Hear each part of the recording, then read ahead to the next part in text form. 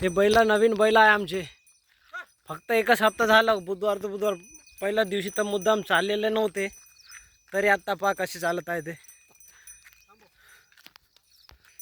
हे बैल आणलो आम्ही 83,000ला. 2,000 गाडी भाडा लागला आम्हाला, म्हणून 85 मध्ये पडले. पाहू शकता बैल तुम्ही. धामणे बैल आहे.